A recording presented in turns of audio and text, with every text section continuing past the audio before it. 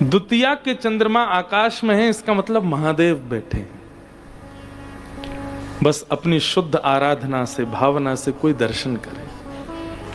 चंद्रमा ने कहा कि नाथ, संसार के लोग बड़े स्वार्थी हैं, मेरे पूर्णिमा का दर्शन करते हैं। महादेव बोले, संसार को पूर्णिमा का दर्शन करने दो, हम तुम्हारे ऐसे रूप को धारण करेंगे जो सबसे सूक्ष्म है, द्वितीया। उस चंद्रमा को ठाकुर जी अपने महादेव शीश पर धारण करते हैं। दूसरा विशेषता महादेव की, नीलकंठ। ना तो जीव पर विष धारण किया है। क्यों? अगर हम लोगों का मानव स्वभाव कैसा कि कोई चीज हमें अगर पसंद नहीं आई और हमने सेवन कर ली तो हम नीचे नहीं जाने देते, यहीं रखते हैं और फिर जाके उसको निकाल देते हैं। पर महादेव विष को जीव पर धारण नहीं करते और इतने भोले हैं कि निकाल क्यों नहीं रहे? बोले विष का क्या दोष बेचारे का, इसको कोई नहीं लेता, लो हम तो लें इसको। मतलब उस पे भी दया आ रही है कि इसको सब दूर भागते हैं, विष का नाम सुनते ही सब छोड़ देते हैं इसको। अब ये मुख में आ गया है, जीव पे हम इसको धारण कर नहीं सकते क्योंकि इसी जिह्वा पर राम विराजमान है, मेरे इष्ट विराज रहे हैं, उस जिह्वा पे विष नहीं रह सकता। कंठ से नीचे लेने लगे तो मन में विचार करने लगे, जो राम जिह्वा पे वो चित्त में भी है। अपने इष्ट जहां विराज रहे हों वहां पंचामृत से अभिषेक करना चाहिए, दूध, घी, दही, शहद आदि से अभिषेक करना चाहिए। हमारे चित्त में राम जी विराज रहे हैं, हम कंठ से नीचे विष लेंगे, मतलब विष से अभिषेक होगा इष्ट का। इसलिए भीतर भी धारण नहीं किया। कहां अवस्थित कर लिया? कंठ में। ना निगल रहे हैं, ना निगल रहे हैं और ना उगल रहे हैं, मध्यस्थ में यहां धारण करके रखा है। एक बहुत बड़ा द्योतक है इस बात का कि महादेव कहते हैं संसार के जितने भी भोग विलास हैं उनको ना तो जिह्वा पर रखो और ना उदर तक जाने दो, क्योंकि कई ऐसे विषय हैं जिनका सेवन आपको करना पड़ता है। कंठ तक ही स्थिर रखो,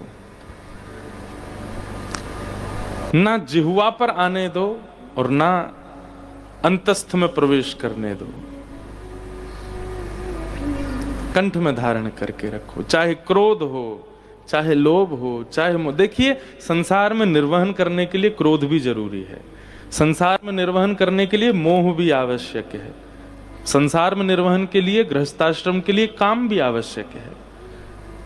ईर्ष्या, द्वेष, अभिनिवेश, अहंता, ममता, इन सबका एक सीक्वेंस है और एक अनुपात है। उतने अनुपात में सब जरूरी है।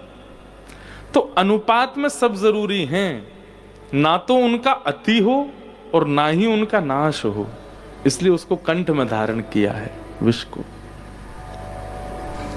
महादेव साक्षात भक्ति के स्वरूप हैं। एक एक अंग का अगर दर्शन किया जाए महादेव के, भक्ति का रूप प्रकट हो जाता है। गले में किसको धारण करते हैं? सर्प। सर्प की दो जिह्वा हैं और आपको पता है सर्प के जो इष्ट हैं उनका नाम क्या है? बताओ। आदि सर्प, उसका नाम क्या है? सबको पता है, शेषनाग। कौन है? शेषनाग। उनका नाम शेष क्यों है? कभी विचार किया? शेष किसको कहते हैं? सब पूर्ण हो जाने के बाद जो रह जाए उसको शेष कहते हैं। शेषनाग की एक विशेषता है कि उनसे बड़ा नाम जापक दुनिया में कोई नहीं है। अपने 1000 फणों से और 1000 फणों में 2-2 जिह्वा, तो 2000 जिह्वा से नित्य भगवान का सहस्र नाम करते हैं, नित्य भगवान के नाम गाते हैं। और उनकी विशेषता इसलिए उनको शेष कहा जाता है कि वो आज जो सहस्र नाम गाए कल एक भी रिपीट नहीं होगा। कल नए सहस्र नाम गाएंगे, परसों नए सहस्र नाम। मतलब पूरी दुनिया जितने भगवान के नाम गाती है, उनके बाद जो शेष रह जाते हैं उनको जो गाता है वो है शेषनाग। अपनी 2-2 जिह्वाओं से, मतलब 2000 जिह्वा से भगवान नाम गाते हैं। ऐसे भगवान नाम गाने वाले को जैसे ही महादेव ने देखा, महादेव के तो नेत्र सजल हो गए, भैया तोते बढ़िया, हमको भक्त नहीं मिल, आजा गले में बैठ, हमारे यहीं विराजो रहे, ताकि तेरे हमारे संस्पर्श से, सत्संग किसको कहते हैं? सद व्यक्ति का संग।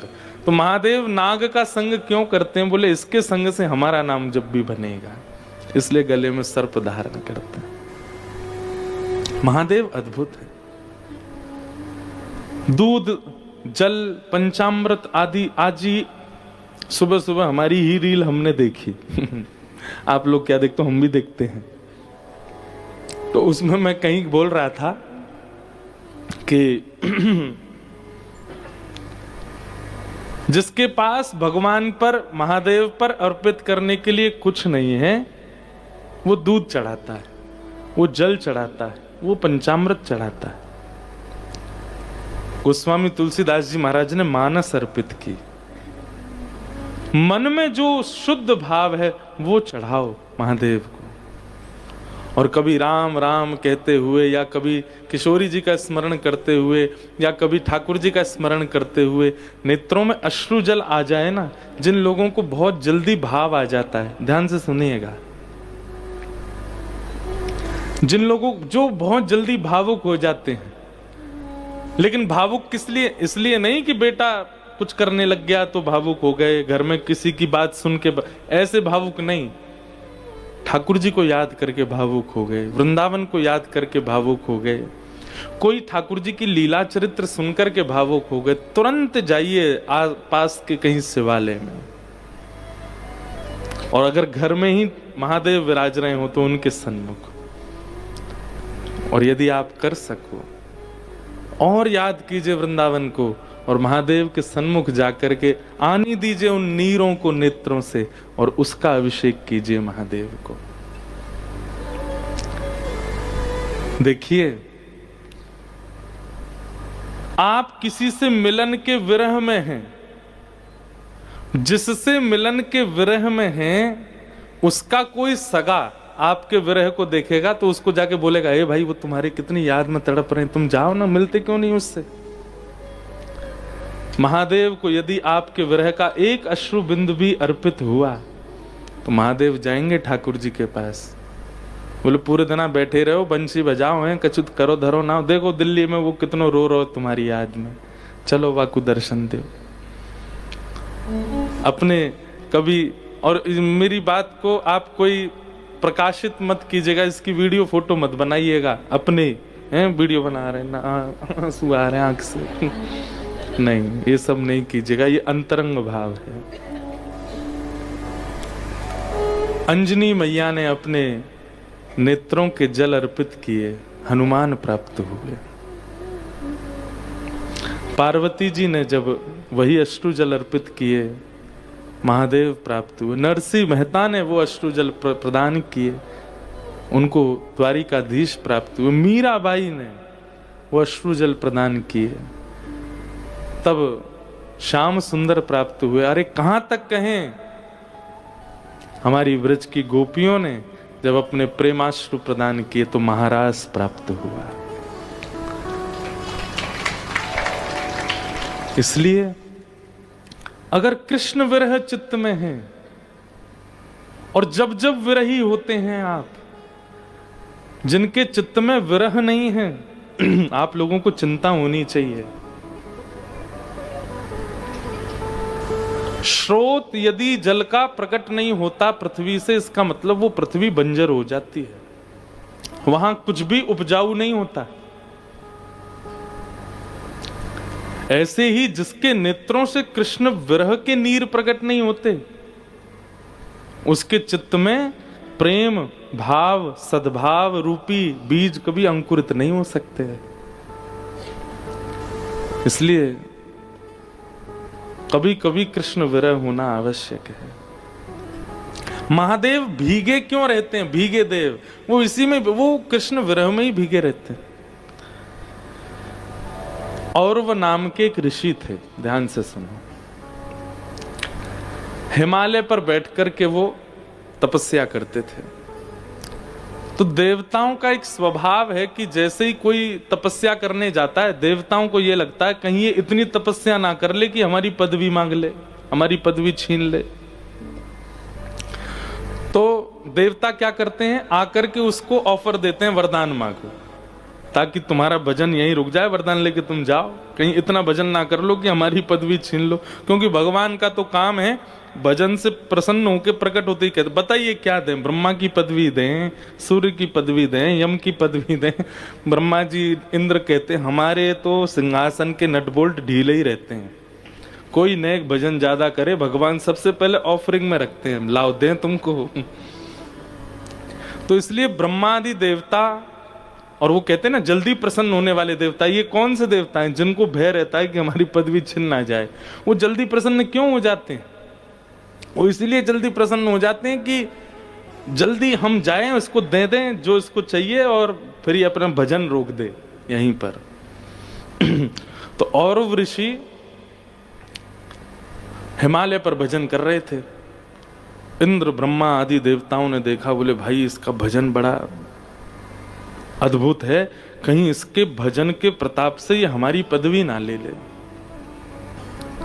ब्रह्मा जी प्रकट हो गए, वरदान मांगिए क्या चाहिए। और ऋषि हंसने लगे, बोले आपको प्रसन्न करने के लिए भजन नहीं कर रहा हूं मैं, जाइए, कुछ नहीं चाहिए हमको। ब्रह्मा जी वापस आ गए, इंद्र बोले मैं जाता हूं। इंद्र प्रकट हो गए, बोले आप जो कहेंगे सो प्रदान करेंगे आपको, बताइए क्या चाहिए।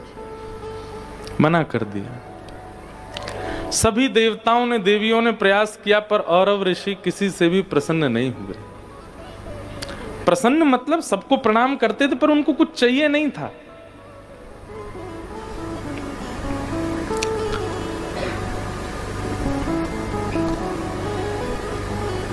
सब दौड़े दौड़े महादेव के पास गए।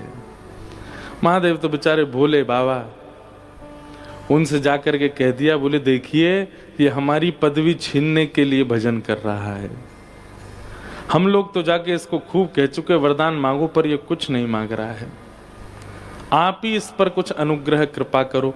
अब भोले बाबा तो इतने भोरे, इतने सारे देवताओं को दुखी देख करके भोलेनाथ तो बोले अरे राम राम राम, बेचारे कितने कष्ट में आ गए हैं, इन सब की पदवी अगर हमारी किसी क्रिया से बची रहे तो हम क्यों ना करें। महादेव जैसे गए औरव ऋषि के यहाँ, उसी समय औरव ऋषि अपने इष्ट की आराधना के लिए कुछ पुष्प आदि लेने के लिए हिमालय से थोड़े नीचे उतर के पहाड़ी क्षेत्रों में गए। महादेव ने जाके देखा कि महाराज पूरी कुटिया खाली है, स्थान पूरा आश्रम पर्वतों के बीच में, पहाड़ों पर सुंदर बर्फों के बीच में बिल्कुल खाली, कोई है ही नहीं वहां पर। महादेव ने देवताओं से कहा भैया यहाँ तो कोई भी नहीं है। बोले भगवान आप एक काम करो। बोले क्या? इसके जो आश्रम है ना इसको जला दो, ये आश्रम ही नहीं बचेगा, अपने आप दुखी होकर के चला जाएगा। महादेव बोले ये सब क्या करवा रहे हैं? बोले नहीं नहीं भगवान, हमारी हम देवताओं के आप ही स्वामी हैं, आप हमारी रक्षा करो। और महादेव ने अपनी योग अग्नि से उनके आश्रम को जला दिया।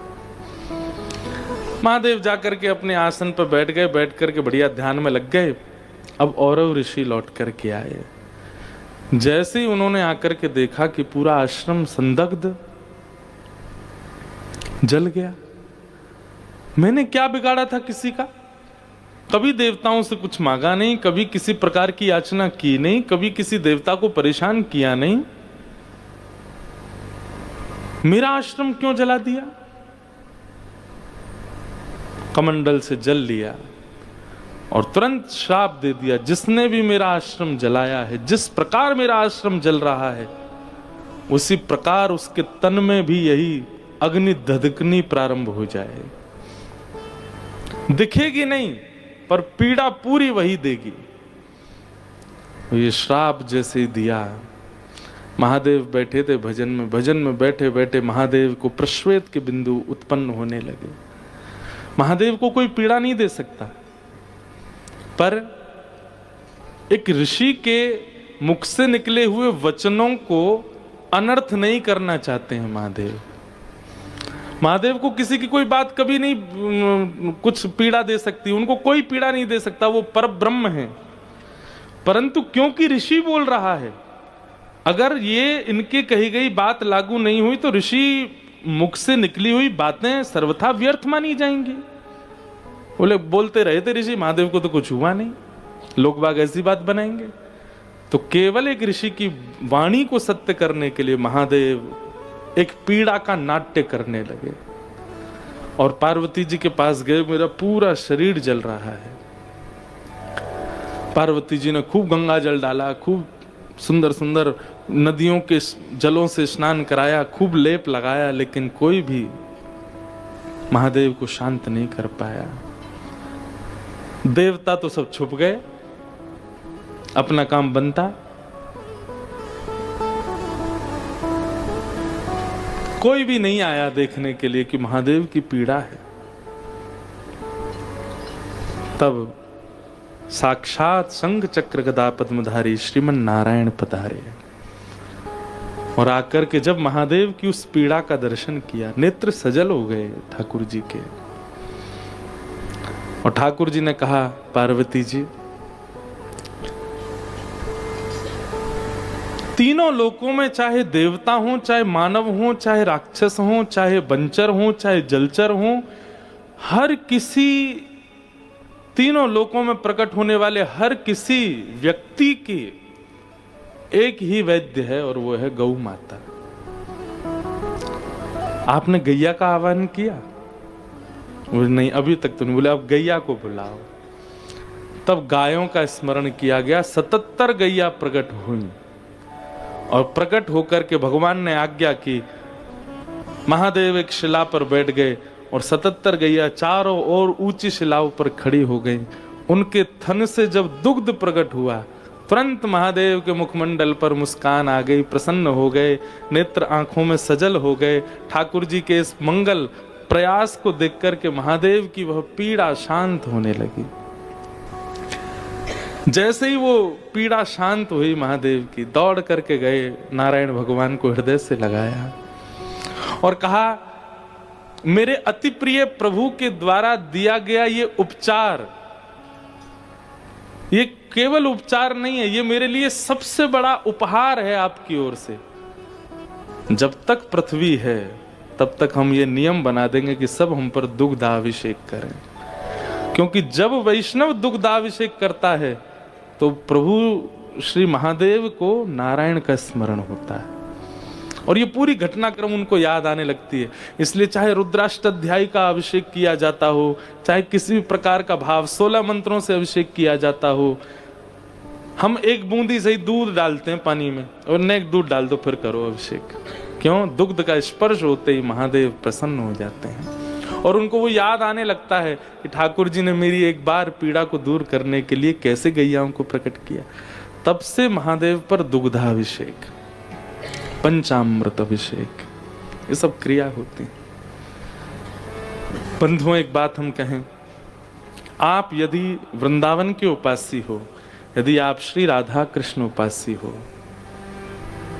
आज महाशिवरात्रि का पावन पर्व, राधा कृपा कटाक्ष, कृष्ण गोपाल सहस्रनाम आदि आदि इन सब भावों को उच्च स्वर में महादेव को सुनाइएगा, गीत गोविंद सुनाइएगा। आज तक तो आपने ठाकुर जी को सुनाए होंगे, आज महादेव को सुनाइएगा। और अपने गुरु मंत्र हो, चाहे राधा नाम हो, उसकी खूब मंगल ध्वनि के साथ महादेव के सामने नृत्य कीजिएगा। आप कल से अपनी भक्ति में किंचित बढ़ोतरी पाएंगे, महादेव भक्ति प्रदान करेंगे। शिव कैलाशों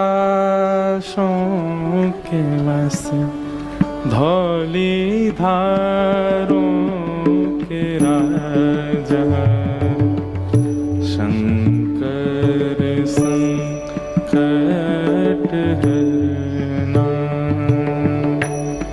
शिव कैलाशों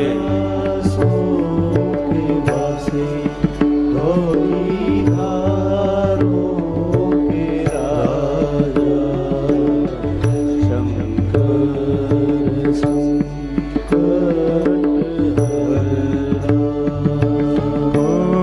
शिव के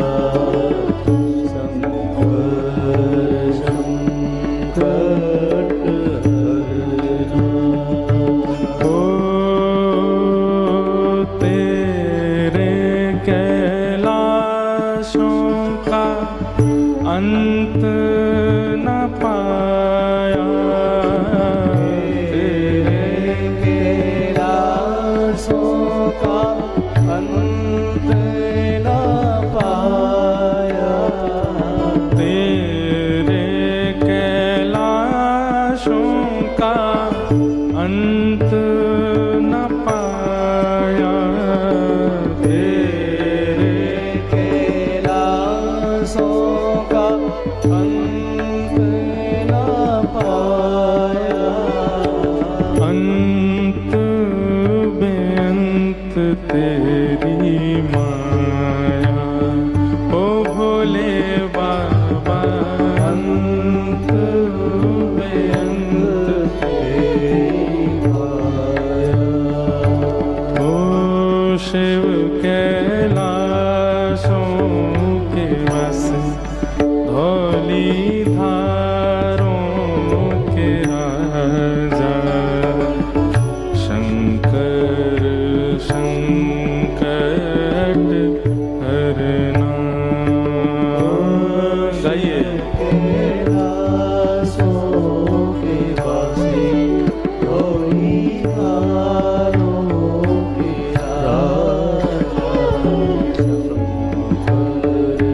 शंकर श्री गोपेश्वर महादेव की जय।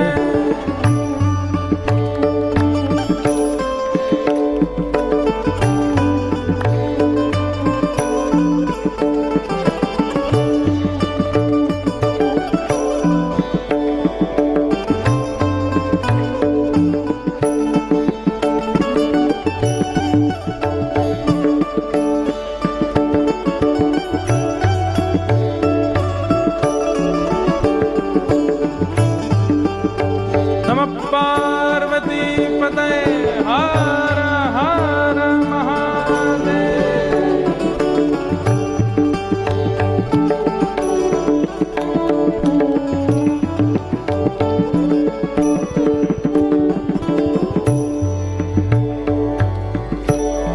ओ बेल की पत्तियां भांग धतूरा, बेल की पतिया भाग धतूरा, भेल की पत्तियां भांग धतूरा, बेल की पतिया भाग धतूरा, शिव जी के मन को लुभाए। ओ भोले बाबा शिव जी के मन को लुभाए। हाँ भोले बाबा शिव जी के मन को लुभाए। हो भोले बाबा शिव जी के मन को गाओ। लुभाए।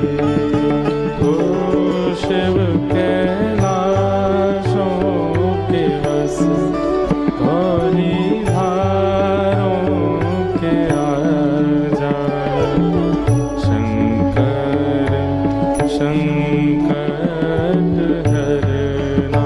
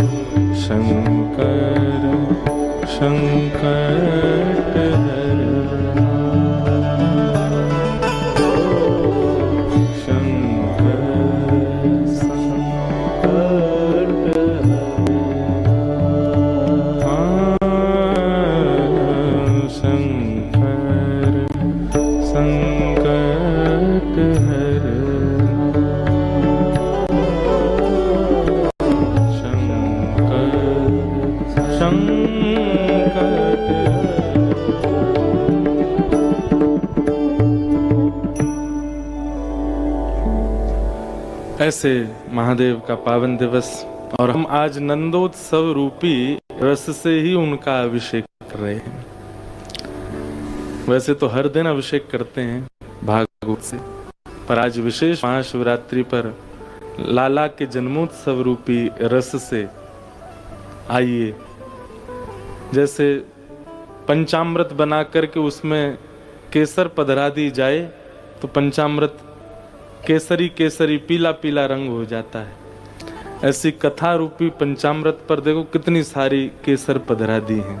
जितने पीले पीले पहन के बैठे हो आप सब केसर के रूप में हैं, और महादेव को सुख देने के लिए आइए आज के मंगल भाव में प्रवेश करते हैं। बोलो वृंदावन बिहारी लाल की जय। कल हमने भीष्म पितामह की स्तुति का श्रवण किया, और कल लगभग 7 वर्ष बाद अपने कथा क्रम में हमने पूरी भीष्म स्तुति गाई, और वो भी हम गा तो ये सोच रहे थे कि बस इतना ही गाएंगे, पर पूरी गाते ही चले गए। भीष्म पितामह ने अद्भुत भगवान की स्तुति गाई, ठाकुर जी के नेत्र सजल हो गए। केवल प्रेमाश्रु भक्तों के नेत्रों में प्रकट नहीं होते हैं, ठाकुर जी के नेत्रों में भी प्रकट होते हैं। भगवान ने भीष्म पितामह का संस्कार आदि करवाया, ठाकुर जी द्वारिका को प्रस्थान कर गए। यहां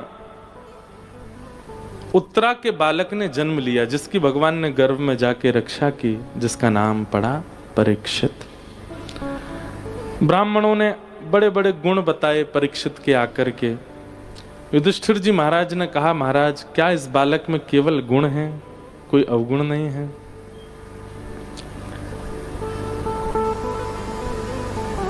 केवल गुणों का ही दर्शन है, कोई अवगुण नहीं है? प्रश्न होता है कि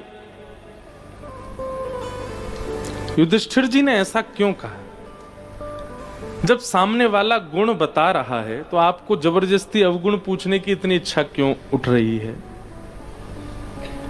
तो ये इस बात का प्रमाण है कि संसार में चाहे परीक्षित जैसा बालक जो ठाकुर जी की कृपा से ही अवतरित हो रहा है, वह भी अवगुणों से कहीं ना कहीं युक्त है। पूर्ण गुण युक्त संसार में कोई भी नहीं है। हम भले ही व्यास बन गए, कथा करते हैं, पर कुछ कुछ अवगुण हमारे चित्त में भी है। हाँ, पर एक चीज कहेंगे कि कथा करते करते करते करते करते कई अवगुणों पर काम हुआ और वे धीरे धीरे धीरे धीरे समाप्त हुए। जो 10 वर्ष पूर्व का मेरा स्वभाव या विचार था वो अब नहीं है। कई चीजों में परिवर्तन सत्संग के माध्यम से मेरे भी हो रहा है, पर हाँ, परिपूर्ण रूप से तो अभी तक हम भी कोई बहुत शुद्ध हो गए हो ऐसा नहीं है। एक अपूर्णता सबके अंदर रहेगी। मैंने शायद पहले दिन कथा में कहा था कि पृथ्वी का जो गुरुत्वाकर्षण है वो गुरुत्वाकर्षण हमको खींच करके रखता है, क्योंकि कहीं ना कहीं उस गुरुत्वाकर्षण में अवगुण का एक तत्व है और वही अवगुण हमारे अंदर है, इसीलिए हम खींच रहे हैं। जिस दिन वो अवगुण तत्व हमारे भीतर से पूर्ण रूप में नष्ट हो गया, हम उड़ने लग जाएंगे आकाश में। गुरुत्वाकर्षण हमको रोक नहीं पाएगा।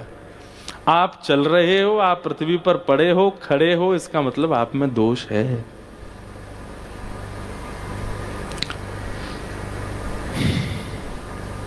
तो युधिष्ठिर जी ने ब्राह्मणों से कहा, आपने इस बालक के केवल गुण ही गुण बताए, कोई अवगुण नहीं है क्या इस बालक में? तब ब्राह्मणों ने उसकी जन्म पत्री देख करके कहा कि महाराज, आप सुनने का साहस रखते हो तो हम बताएं। बोले आप बताइए, कोई ऐसी बात नहीं। तब सब ब्राह्मणों ने मिलकर के कहा कि महाराज, तक्षकादात्मनो मृत्युम द्विजपुत्रोपसर्जिता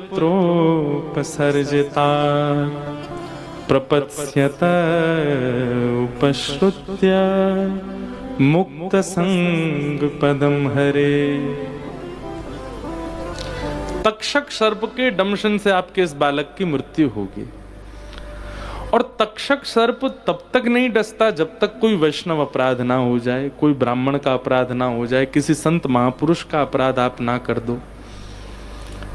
तक्षक सर्प तभी डसेगा जब आपने कोई बहुत बड़ा अपराध किया हो।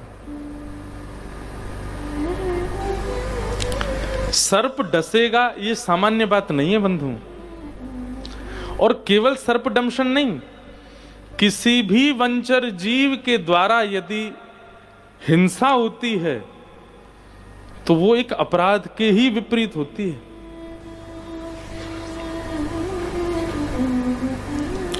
और वो शुभ नहीं मानी जाती।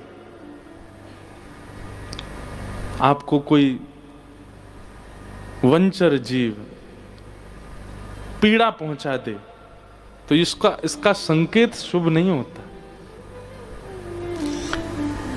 और उसमें विशेष रूप से यदि सर्पदंशन है तो कहीं ना कहीं उसका इस बात से मेल माना जाता है कि आपको भगवत प्राप्ति में बाधा है, ठाकुर जी नहीं मिलेंगे अगर सर्पदंशन है तो। क्योंकि सर्पदंशन वैष्णव अपराध, भक्त अपराध, संत मुनियों का किसी श्रेष्ठ भजनानंदी का आपने अपराध किया, उसी रूप में आकर के एक संकेत देता है कि अब तुम भगवत प्राप्ति नहीं कर सकते। और अगर मृत्यु हो जाए तो ये समझ लीजिए कि आपको स्वर्ग भी प्राप्त नहीं होगा, वैकुंठ भी प्राप्त नहीं होगा, पुनर्जन्म हो सकता है। हम ये नहीं कहेंगे कि नरक जाना पड़े, पर हाँ, अगर आपके जीवन भर के पुण्य अति हैं और आपको स्वर्ग में आपका नाम लिखा है कि भाई यहाँ आना है, या आपका भजन वैकुंठ तक पहुंचाने की सामर्थ्य रखता है, और सर्पदंशन हो जाए तो उसमें बाधा है, फिर आपको शुरू से शुरुआत करनी पड़ेगी। जैसे सांप सीढ़ी गेम होता है ना, उसमें सांप डस दे तो नीचे ही आना पड़ता है, चाहे आप कितनी भी सीढ़ियां चढ़ के ऊपर गए हो। ठीक वैसे ही आपके जीवन में किए गए सारे भावों को नजरअंदाज कर दिया जाता है सर्पदंशन से। शुरू से शुरू होगा फिर, और उसमें भी तक्षक सर्प। ये सुनकर के युधिष्ठिर थोड़े चिंतित हो गए। इसका मतलब हमारा ये बालक संतों का अपमान करेगा, ब्राह्मणों का अपमान करेगा। तब ब्राह्मणों ने पुनः अपनी ज्योतिष विद्या से बताया, बोले महाराज लेकिन एक बात हम और कह दें क्या? प्रपत्स्यत उपश्रुत्य मुक्त संग पदम हरे। बोले पहली बार किसी की ऐसी जन्म कुंडली मिली है जहां पर सर्पदंशन की भी योजना है, योग है, और अगर इनके जन्म नक्षत्रों के अनुसार देखें तो इनकी मृत्यु के बाद इनको मुक्ति भी प्राप्त होने वाली। ये दोनों संभव नहीं हो सकते, लेकिन यहां दोनों बातें हैं। इसका मतलब क्या है? सर्पदंशन के बाद भगवत प्राप्ति में बाधा है, लेकिन यदि कोई गुरु चाह जाए कि नहीं इसको ठाकुर जी मिलेंगे, तो चाहे तक्षक सर्प डसे चाहे शेषनाग डसते, एक गुरु प्रसन्न होकर के अगर चाह जाए कि ठाकुर जी मिलेंगे तो फिर कोई नहीं रोक सकता। बोले इनके जीवन में एक महापुरुष आएंगे और वे महापुरुष आकर के इनका हाथ पकड़ के ठाकुर जी से मिलवाएंगे। इसलिए चाहे सर्पदंशन हो पर इनको भगवत प्राप्ति होगी, तब युधिष्ठिर आदि पांडवों का मन शांत होगा। इसका मतलब क्या है? पहली बात तो ऐसा कुछ कीजिए नहीं, कोई संत अपराध, वैष्णव अपराध, विप्र अपराध। ऐसा नहीं है कि आपने वैष्णव अपराध किया तो सर्प ढूंढ के आएगा ही आपके पास, वो बात नहीं है। किसी कारणवश यदि ये सर्प हिंसा, सर्प के द्वारा आपका कुछ हो तो उसके पीछे कारण वही माना जाएगा। इसलिए हर स्थिति में गुरु आश्रित रहिए। लोग बाग कहते हैं हमने सुना गुरु दीक्षा से पूजा फलीभूत नहीं होती। ऐसा नहीं है। बात ऐसी है कि गुरु कौन है? दिशा निर्देश करने वाले। अगर दिशा बताने वाला कोई व्यक्ति, एक मेंटर आपके ऊपर नहीं होगा तो आप भटक सकते हो। जरूरी नहीं है कि गुरु दीक्षा इसीलिए लेनी कि हमारी पूजा फले। अभी कुंभ में ही कोई स्नान कर रहा था तो उसको लोग बोल रहे थे तेरा स्नान व्यर्थ गया, क्यों? तेरे गुरु तो है ही नहीं। ऐसा नहीं है, ऐसा बिल्कुल नहीं है। पर गुरु का जीवन में होना इसलिए आवश्यक है कि भाई गाड़ी तो है, डीजल भी पूरा है, चलानी भी आती है, पर आजकल गूगल मैप होना बहुत जरूरी है ताकि वो राह बता सके, कहाँ से जल्दी पहुंचोगे, कहाँ ट्रैफिक है, कहाँ। ऐसे ही राह पथ दिखाने वाले गुरु हैं। हमसे कोई अपराध ना बने, हमसे कोई दूषितता ना बने, उसके लिए संकेत और दिशा दिखाने वाले एक गुरु जीवन में चाहिए। सदा गुरु आश्रित रहिए, कोई नहीं रोक पाएगा भगवत मिलन में। राजा परीक्षित धीरे धीरे बड़े होने लगे। एक दिन अर्जुन द्वारिका गए थे, लौटने में 6 महीने लगा दिए। 6 महीने बाद लौट कर के आए तो दीनहीन अवस्था अर्जुन की। आकर के उन्होंने बताया कि भगवान श्री कृष्ण अपनी लीला पूरी करके चले गए। पृथ्वी पर अब ठाकुर जी की लीला विश्राम हो गई। यह समाचार सुनते ही पांडवों ने कहा कि जिनकी वजह से हस्तिनापुर मिला वे ही नहीं है तो हम कैसे यहां रह सकते हैं। और 5 पांडवों ने अपने राजकीय वस्त्रों को त्याग करके परीक्षित को, छोटे से बालक को ही राज्य गद्दी पर बिठाया और चले गए। कुंती को जैसे ही पता चला ठाकुर जी की लीला पूरी हो गई, सुनते ही प्राण निकल गए और 5 पांडव द्रौपदी के साथ स्वर्गारोहण को चले गए। धीरे धीरे ब्राह्मणों के निर्देश में बड़े हुए परीक्षित। जन्मेजय आदि पुत्र हुए, ब्याह आदि उनका हो गया था। एक दिन कलयुग मिला। कलयुग मिलते ही परीक्षित जी ने उसको मारना चाहा, क्योंकि वो एक वृषभ यानी कि बैल के 3 पैर काट चुका है, 4थे पैर को काट रहा था। जैसे ही हिंसा देखी परीक्षित ने तुरंत मारने के लिए गए, वो चरणों में गिर गया, मुझे मत मारिए। क्यों? मैं ब्रह्मा के द्वारा बनाया गया हूं। जैसे सतयुग है, त्रेता है, द्वापर है, अब मैं हूं कलयुग। परीक्षित घबरा गए, बोले तुम कलयुग हो, तुम यहां क्या कर रहे हो? बोले भगवान जिस दिन लीला पूरी करके गए उस दिन मेरा प्रारंभ हो गया। मैं कथा थोड़ी जल्दी कह रहा हूं क्योंकि कृष्ण जन्म तक जाना है हमें, लेकिन आप लोग ध्यान से सुनिएगा, विषय सारे पूरे होंगे। परीक्षित ने कहा भले ही तुमको ब्रह्मा ने बनाया हो, लेकिन इस पृथ्वी का एक छत्र सम्राट मैं हूं, मेरी आज्ञा के बिना तुम नहीं आक्रमण कर सकते। बोले महाराज, ब्रह्मा के नियम को हस्तक्षेप करना ये किसी मानव का अधिकार नहीं है। थोड़ा विचार करके परीक्षित ने सोचा क्या करें, तो कहा आप चिंता मत कीजिए, मुझे कुछ स्थान दे दीजिए, मैं वहीं रहूंगा। और बहुत प्रसिद्ध है कलयुग के 5 स्थान, केवल 5 जगह है कलयुग, 6वां स्थान नहीं है कलयुग के पास।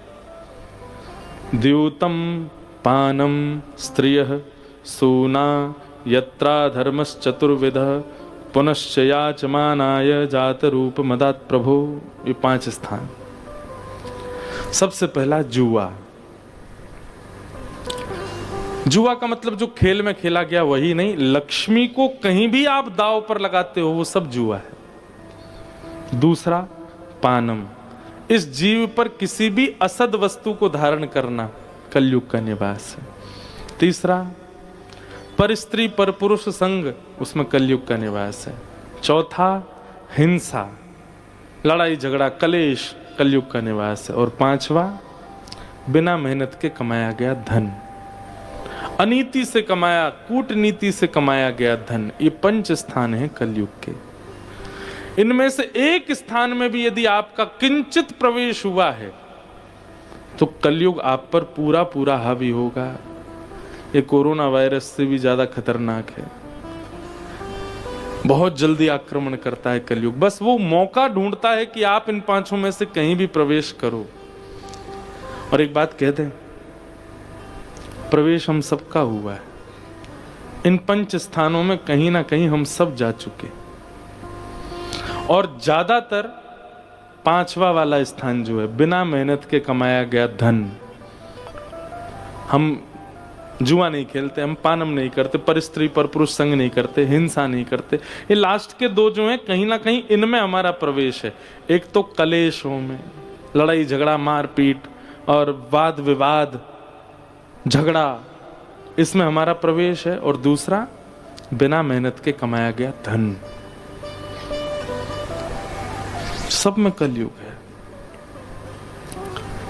राजा परीक्षित ने 5 स्थान दे दिए, बड़े प्रसन्न हो गए कि अब कलयुग नहीं आएगा। 5 ही जगह हैं उसके पास।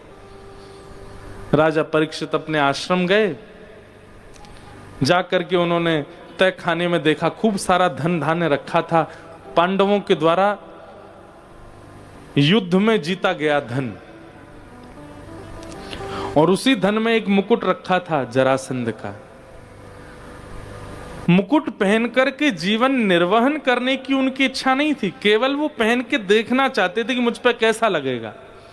जैसे ही मुकुट सिर पर धारण किया, केवल पहन के देखने की इच्छा थी, इतने में ही कलयुग प्रविष्ट हो गया। क्यों? बिना मेहनत का धन पहना है। सोचो हम कहां तक बचेंगे। आजकल तो मॉल्स में चेंजिंग रूम ही होते, वहीं पहन पहन के देख लेते हैं। कीमती वस्तु बाहर से ही पता है, टैग देख के आ गए, हमारे बस का नहीं है खरीदना, पर पहन तो ले ये एक बार।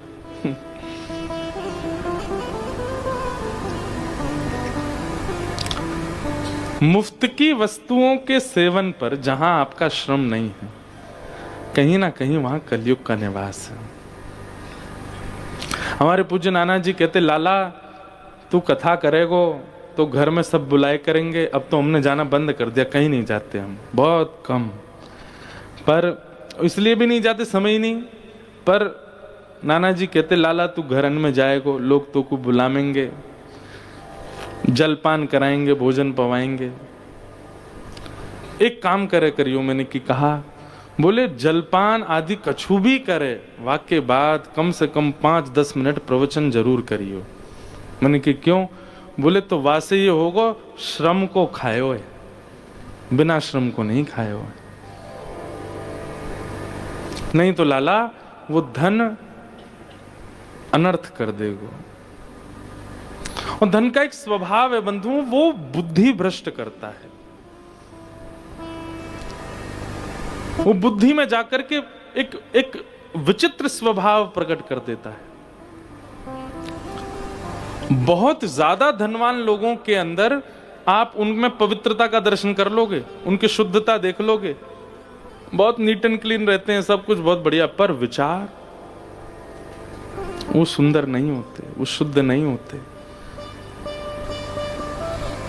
धन बुद्धि को विकृत करता है। तो कलयुग के 5 स्थान, राजा परीक्षित भटक गए। और जैसे ही कलयुग आया तो कलयुग का प्रभाव सबसे पहले किस रूप में दिखेगा? सब लोग बहुत ध्यान से सुनो। आप अपने घर पे बैठे थे, कुछ नहीं, खाली बैठे बैठे आपने विचार किया, अभी अभी हम जगन्नाथपुरी होके आए हैं। जगन्नाथपुरी में वहां के एक लोकल व्यक्ति का, एक पंडा का बड़ा विचित्र सा लोभ ही सा लगा मुझको। तो उसका स्वभाव अच्छा नहीं था, उसके विचार अच्छे नहीं थे। कलयुग का सबसे पहला प्रभाव वो भगवत और भगवत संबंधी वस्तुओं के प्रति आपके चित्त में संशय प्रकट करवाएगा। कथा सुनकर के गए और सुनने के यहां से लौट जाने के बाद में मुझ पे ही संशय होने लग जाए। नहीं, कोई वैसे सच में हम यार यहाँ 60 साल के और ये 28 साल का। 60 साल में जो हमको बात नहीं पता चली, ये 28 साल का हमको कैसे बता रहा है? ये हमारे लिए बड़े दुर्भाग्य की बात है। ऐसे ही भावना आ जाए। ये कलयुग का प्रभाव है। वो आपको सुधारने वाले, संवारने वाले, कहीं ना कहीं व्यवस्थित करने वाले व्यक्तियों के प्रति आपके चित्त में संशय प्रकट करवाएगा। माता पिता आपको रोकते हैं, टोकते हैं, सही बात बताते हैं, और आधी रात में आप क्या सोचने लग गए? क्या बताएं, पुराने विचार वाले हैं ना हमारे माता जी। क्या उनको क्या पता कैसे अब जीवन होता है, कैसी लाइफस्टाइल होती है? हमको रोकती रहती हैं, टोकती रहती हैं, कुछ जानती नहीं। मौन रहो, बढ़िया अपनी पढ़ाई वढ़ाई पूरी करेंगे, शादी वादी करके हम तो फिर कहीं और सेटल हो जाएंगे। ये कलयुग का प्रभाव है। वो आपके हितैषियों को, आपके शुभ चिंतकों को, सत्संग कराने वालों को, भगवत प्रेमियों के प्रति संशय प्रकट करवाएगा। सबसे पहला प्रभाव है ये कलयुग का। ये अगर आपके साथ होने लग जाए तो समझ जाइए कि कलयुग है, आ गया। अरे हम तो कहते हैं राधा रमण जी पर संशय हो गया, राधा वल्लभ जी पे संशय हो गया, वृंदावन पे संशय हो गया, यमुना जी पे संशय हो गया, महाकुंभ में त्रिवेणी पे संगम को देख करके संशय हो गया। यार नहा रहे हैं लोग बाग पर, कैसा जल है, कैसा पानी है, कैसे लोग हैं, यहाँ कैसे पाप धुल सकते हैं। ये संशयात्मिका बुद्धि अविश्वास के साथ जो भगवत संबंधी व्यक्तियों के प्रति, भावों के प्रति जो प्रकट होती है, ये कलयुग का प्रभाव है पहला। यहीं से ही प्रारंभ होता है कलयुग, चित्त में आना।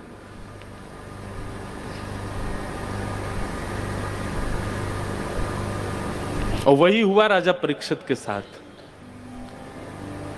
राजा परीक्षित वन में गए थे, बहुत जोर की प्यास लगी, एक ऋषि का आश्रम दिखाई दिया।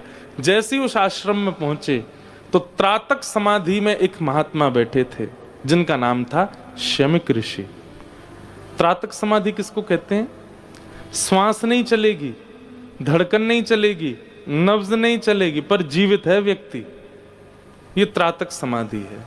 उसका केवल अंग बैठा है, अगर आपने स्पर्श किया तो वो गिर जाएगा, लुढ़क जाएगा, लेकिन वो मरा नहीं है, वो जीवित है, वो समाधि में है। त्रातक समाधि में शमिक ऋषि बैठे थे। राजा परीक्षित ने जाके प्रणाम किया और कहा, महाराज मैं एक छत्र सम्राट राजा परीक्षित आपको प्रणाम करता हूं, बहुत जोर की प्यास लगी, जल पिलाइए। समाधि में बैठे, वो कहां सुनते हैं, तो आत्मा उनकी कहीं और जा चुकी है। राजा परीक्षित ने 2-3 बार बोला, जब उन्होंने कोई प्रत्युत्तर नहीं दिया तो क्रोध आया। पाखंडी, यहां ढोंग करते हो मेरे सामने, एक छत्र सम्राट तुम्हारे सामने खड़ा है और तुम यहां पर मेरे आगे पाखंड कर रहे हो। ऐसी विचारधारा प्रकट करवाता है कलयुग। सोचने लगे क्या करूं, क्या, अच्छा ठीक है, विचारधारा प्रकट हुई, वहां तक भी नहीं रुकेंगे, फिर कुछ अपमान करने की इच्छा प्रकट होगी चित्त में। ये कलयुग करवाता है। माता पिता के प्रति द्वेष भावना आ गई मन में। यहां तक तो कलयुग था, पर अब उनसे आर्ग्यूमेंट करने जा रहे हैं। ये कलयुग का और प्रचंड स्वरूप है। ये कलयुग करवाता है, आप नहीं करते ये सब। राजा परीक्षित ढूंढने लगे, क्या करूं क्या करूं। तभी एक मरा हुआ सर्प पड़ा था, बाण से उठा करके उनके गले में डाल दिया और चले गए वहां से। अपमान कर दिया बेवजह का, कोई इसका औचित्य नहीं था। कुछ बालकों ने यह दृश्य पूरा देखा और शमिक ऋषि के पुत्र श्रृंगी, जो कि नदी में स्नान कर रहे थे, उनको जाके बता दिया, तुम्हारे पिता के साथ आज ऐसा ऐसा किया राजा परीक्षित ने। जल मांग रहे थे, समाधि में बैठे, उन्होंने नहीं दिया तो मरा हुआ सर्प डाल दिया।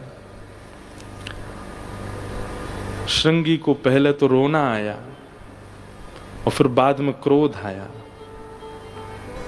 हाथ में जल ले लिया और जल लेकर के उसी समय श्राप दे दिया। जिसने भी ये कृत्य किया है मैं उसको श्राप देता हूं, आज के ठीक 7वें दिन तक तक्षक सर्प डस देगा, उसकी मृत्यु हो जाएगी। दौड़ करके गए, अपने पिता को जाकर के देखा, मरा हुआ सर्प निकाल के फेंक दिया। थोड़ी देर बाद जब त्रातक समाधि पूरी हुई, रोने लगे। अपने पुत्र को देख करके बोले, क्यों रो रहे हो, क्या बात है? पूरी बात घटना बताई। बोले, पिताजी आपका ऐसे अपमान करके गया राजा परीक्षित, पर वो बचेगा नहीं, मैंने उसको शाप दिया है, 7 दिन में उसको तक्षक सर्प डस देगा। पिता ने पुत्र को डांटा, ये अच्छा नहीं किया तुमने। रोगी की चिकित्सा की जाती है, उसको मारा नहीं जाता। तुमने तो उसको नाश ही कर दिया उसका। ये अच्छा नहीं किया। अपने गौरमुख नाम के शिष्य को कहा जाकर के राजा परीक्षित को बता दो 7 दिन शेष बचे हैं। यहां राजा परीक्षित ने मुकुट धर, अब धीरे धीरे कलयुग का प्रभाव, कलयुग का यही काम है, वो पहले आपसे गलत करवाएगा और गलत जब आप सब करा दोगे, सब नाश आपका हो जाएगा, फिर आप क्या सोचोगे, अरे राम राम, ये मैंने क्या किया, ये मुझसे बहुत बड़ी गलती हो गई, गड़बड़ी हो गई। अब आप आत्मग्लानि में जी रहे हो, गिल्ट होगा आपको अंदर से, गिल्ट फीलिंग आती है ना कुछ भी करने के बाद। ये कलयुग ही है, वो थोड़ी देर के लिए आपके अंदर आवेश के रूप में आता है और सब आपका नाश सर्वनाश करवा करके और फिर भाग जाता है, फिर हंसता है, खिलखिलाता है जब आप परेशान होते हैं, बोले हाँ अब आएगा आनंद, अब फंसेगा ये। राजा परीक्षित को बहुत आत्मग्लानि हुई, मैंने क्या कर दिया, एक ऋषि के गले में मरा हुआ सर्प डाल दिया। तभी गौरमुख शिष्य आए और राजा परीक्षित को आके कहा, आपने जो आज कृत्य किया महाराज, उसके वजह से 7 दिन में मरने का आपको श्राप लगा, अपनी मुक्ति का उपाय खोज लीजिए। राजा परीक्षित उदास नहीं हुए, अपने पुत्र को राज्य गद्दी पर बिठाया, निकल गए गंगा के किनारे। अनेक ऋषियों से पूछा मेरी भगवत प्राप्ति कैसे हो, मुझे मुक्ति कैसे मिलेगी, पर कोई भी नहीं बता पाया। सबने अनेक अनेक उपाय बताए पर कोई भी प्रमाण से नहीं कह पाया इससे मुक्ति मिलेगी। तभी वहां सुखदेव जी का आगमन हुआ। बोलो सुखदेव जी महाराज की। कि तत्रा भवद भगवान व्यास पुत्रो यदिच्छया कामटमानोऽनपेक्षः अलक्षलिंगो निजलाभतुष्टो व्रतस्य बालैरवधूतभेषः।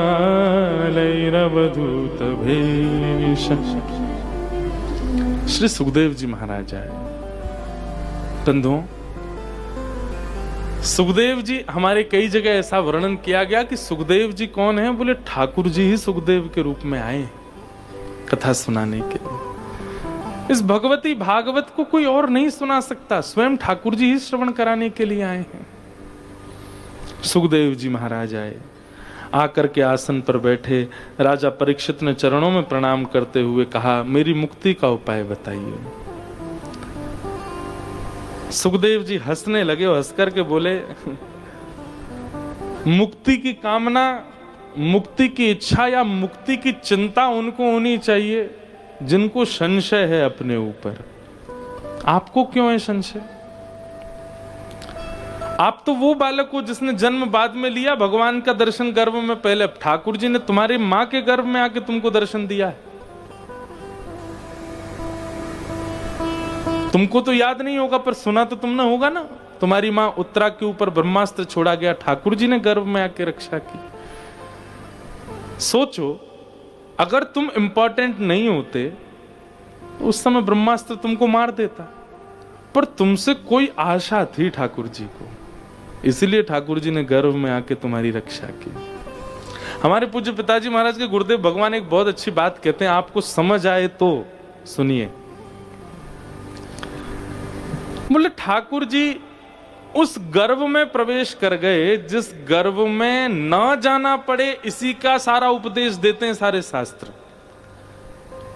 चाहे भागवत जी हो, चाहे राम कथा हो, चाहे मानस जी हो, चाहे शिव पुराण हो, चाहे अग्नि पुराण हो, हर जगह एक ही बात ज्यादातर बताई जाती, ऐसे कर्म करो पुनर्जन्म ना लेना पड़े, ये तुम्हारा अंतिम जन्म हो। सब जगह यही उपदेश दिया जाता है।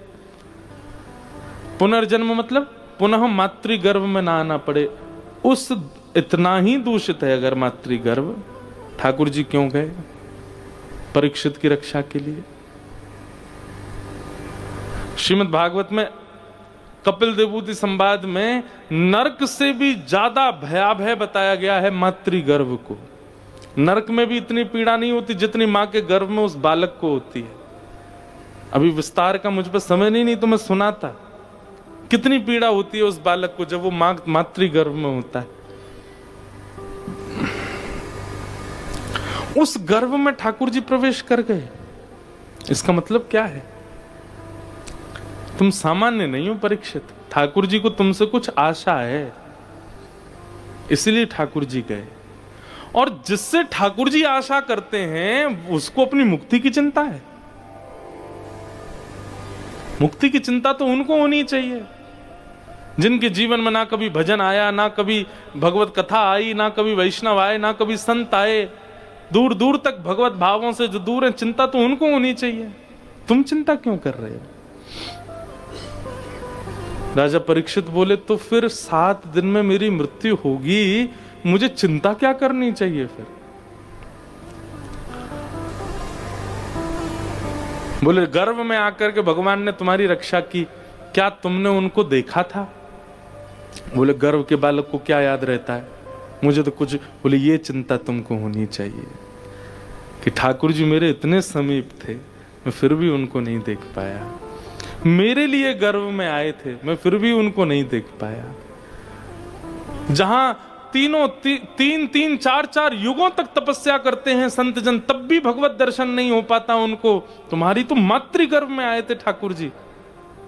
तुमको चिंता ये होनी चाहिए कि इतनी पास आकर के भी चले गए, मुझे दिखे नहीं, मुझे याद नहीं उनके नेत्र कैसे, उनके हाथ कैसे, उनकी मुस्कान कैसी। ये चिंता तुमको होनी चाहिए। तुमको मुक्ति की नहीं, तुमको भगवत दर्शन की चिंता होनी चाहिए कि अब तुम्हारे पास केवल 7 दिन बचे हैं, कहीं 7वां दिन आ जाए, तक्षक सर्प डस दे और तुम भगवत दर्शन ना कर पाओ। चिंता तुमको ये होनी चाहिए। यही चिंता हम सबको होनी चाहिए। हमारा 7वां दिन किसी भी दिन आ सकता है।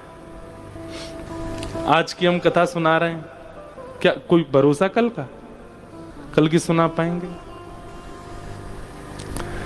आप लोग चलो, हम पे तो आपको दया आ गई होगी, महाराज जी ऐसे मत बोलो, आप तो कल भी आओगे। तो चलो आप पे डाल देते हैं। आप सुन पाओगे कल की कथा? कोई गारंटेड हो?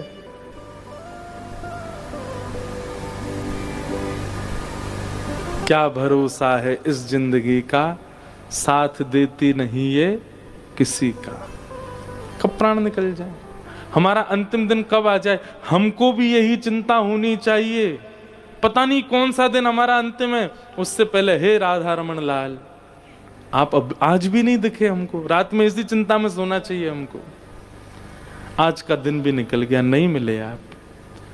कल फिर सुबह से प्रारंभ हो, अपना कर्म करें, अपनी जॉब करें, और बीच बीच में जब जब खाली बैठे तब तब प्रसन्न है ठाकुर जी, आज कृपा कर दीजिए ना, आज तो महाशिवरात्रि पावन दिन है, आज कुछ अनुग्रह कर दीजिए, आज तो अपना अनुभव करा दीजिए। फिर रात को नहीं देखे तो फिर चिंता हो, आज का दिन भी क्या, पता नहीं कितने दिन बचे हैं मेरे पास। पर हमको इसकी कोई चिंता नहीं होती, कोई परवाह नहीं।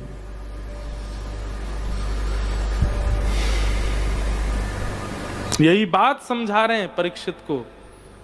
परीक्षित, तुम्हारे जीवन के केवल 7 दिन बचे हैं। तुम मुक्ति तो तुमको मिलनी है, उसमें कोई संशय नहीं है। ठाकुर जी जिसके पास से निकल जाते हैं उसको मुक्ति मिल जाती। तुम्हारे लिए तो स्पेशली गर्भ में आए थे।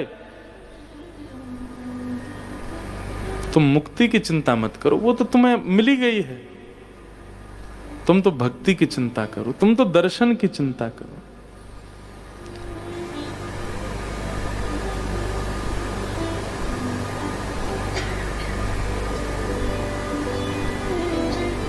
मीराबाई गाती, दुखन लागे नैन दरस बिन, दुखन लागे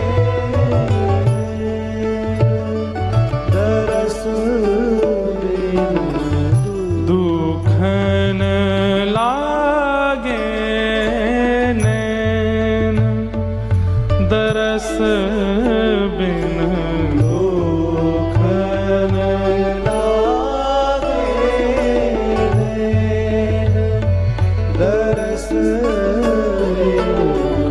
दुखन लागे नैन दरस बिन, लोग गाओ।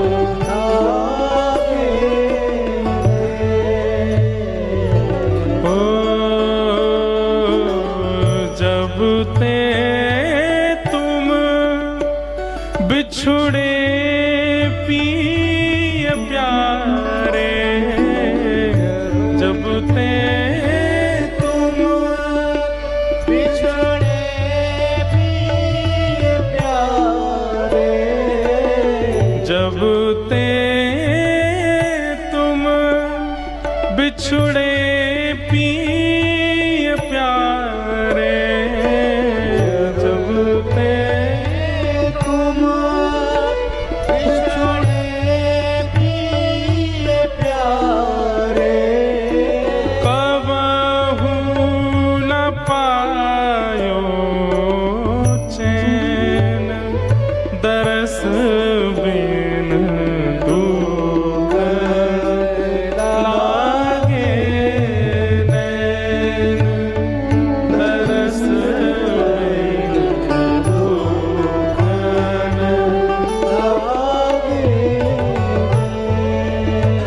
ऐसी चिंता हमको क्यों नहीं होती है कभी? हम कैसे रह लेते हैं ठाकुर जी के दर्श बिना?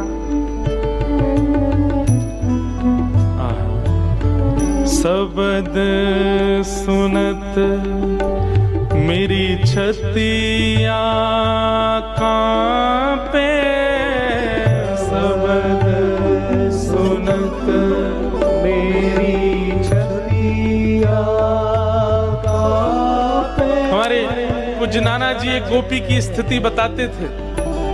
वो गोपी जब जमुना जल भरवे जायो करती और जैसे ही अपने घड़ान में यमुना जल भर रही हती, तभी पल्ली पार, यमुना पल्ली पार ठाकुर जी अपने ग्वाल बालन के संग खेल रहे हैं। ठाकुर जी यहां से वहां दौड़ रहे हैं और दौड़ते भय ठाकुर जी को पकड़वे के काजे मधुमंगल, श्रीदामा, तनसुखा, धनसुखा, मनसुखा, सुबल, तोक आदि ये सब ठाकुर जी के विविध विविध नाम बुला रहे हैं। अरे कन्हैया रुक जा, अरे गोपाल रुक जा, अरे गोविंद रुक जा। नाना जी बताते वो गोपी तब ही अपने भवन से निकलती जब ठाकुर जी गैया चरावे चले जाते। क्यों? वो इतनी बड़ी बिरहणी कि अगर ठाकुर जी को देख ले, ठाकुर जी को कोई नाम सुन ले, सोई बावड़ी है जाती। छुप छुपा करके गई यमुना जल भरवे की, ये बढ़िया अभी जल लेके पहुंच जाऊंगी घर, कन्हैया लौट के आवे को बाद से पहले पहले मैं पहुंच जाऊंगी, नहीं तो सास गारी देगी, ननद गारी देंगे, घर के सब लोग ताने कसेंगे।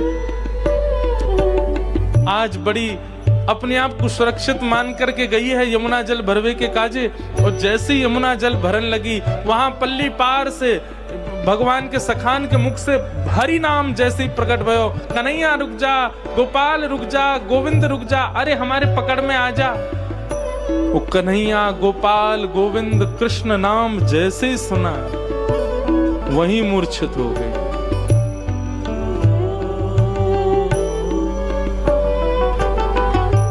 एक एक रोम उसका रोने लगा। कोई गोपी आकर के उसको चेताती है, तब वह गाती है, कृष्ण नाम जबते श्रवण सुनोरी आली, भूली री भवन में तो बावरी भई रे। मैं कहा बताऊं, अरे तुमको तो देखवे को मिले, तुमको तो मिलवे को मिले, तुमको तो सुनवे को मिले, पर मैं तो आज स्थिति में जा चुकी हूं कि यदि कोई छोटे को भी कृष्ण बोल दे तो मैं खड़ी भी ना है पाऊं। इतना प्रेम विरह चित्त में। हम लोग अपने आप को प्रेमी कहना बंद कर दें। हमारा प्रेम तुच्छ मात्र है ठाकुर जी के प्रति। शब्द सुनत मेरी छतिया कांपे, मीराबाई कह रहे हैं,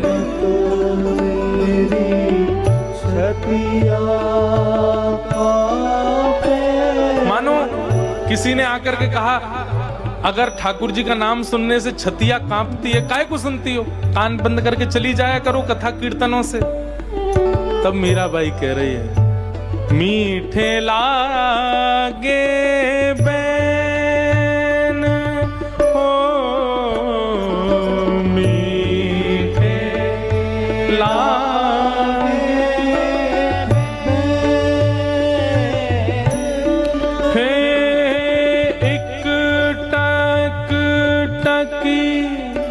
मैं पंथ निहारूं एक टक टकी में पंथ निहारूं एक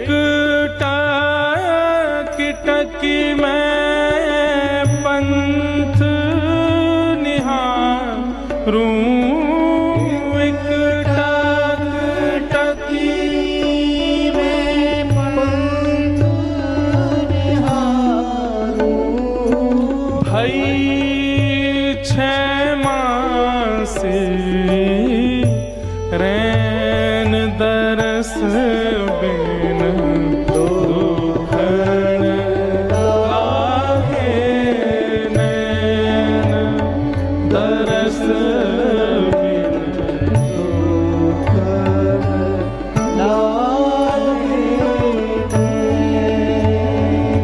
हो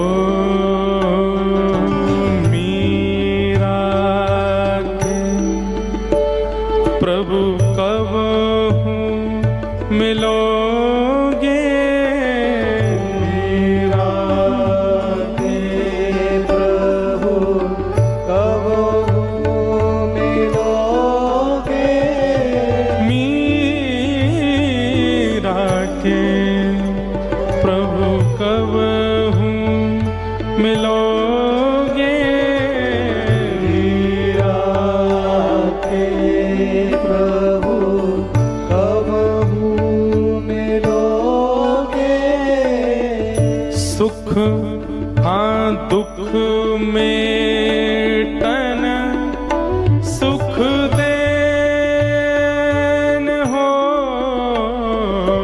सुख मेटन सुख दे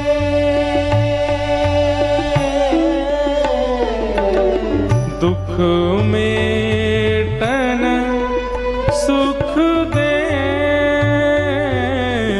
दरस बिन दुखन लागे नैन दरस बिन दुखन जब ते तुम बिछु रे पिय प्यारे जब ते तुम बिछुड़े प्रिय प्यारे कबहू न पायो चैन हो कबहू न पायो दरस बिन दुखन लागे नैन तरस